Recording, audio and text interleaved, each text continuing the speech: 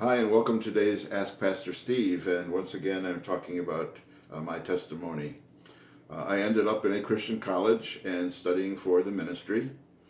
But toward the end of my years there, my home church went through a very terrible split. Charges were brought against the pastor, which were discovered to be unfounded by the classis. A formal trial was held.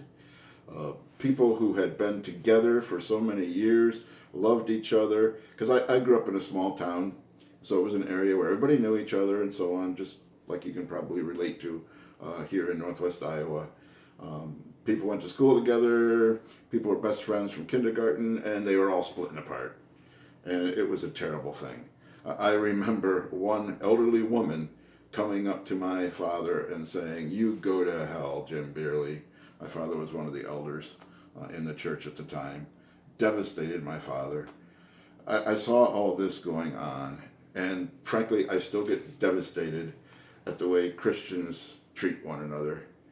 That Christians can be unforgiving, hold grudges, that Christians can say it has to be my way or the highway, and it's very discouraging as a pastor.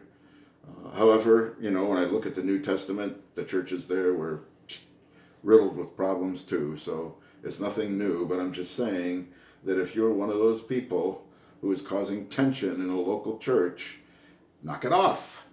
I don't know what else to say. You think you're following God and honoring God by stirring up trouble in a local church? It doesn't work that way. Anyways, I saw this happen in my local church, and it discouraged me from the ministry. I said, I really don't want any part of that. And so, once again, I was not going to be a pastor. Now, I graduated with my religion philosophy degree, and in some denominations, that's enough to get you ordained, but I was not ordained.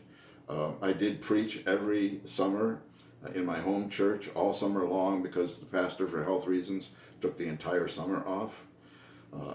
After I graduated, I also had an opportunity to preach in the evenings at a Baptist church. And they wanted to call me as their pastor.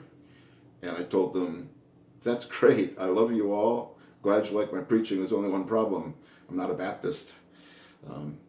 And I was looking for jobs during a recession while I was living at home after college, not knowing what I was going to do. So we will pick up the story here tomorrow, and I will finish up with all I'm going to say about me because I get tired of talking about me. I'd rather talk about Jesus. But we'll finish up, how did I become a pastor then?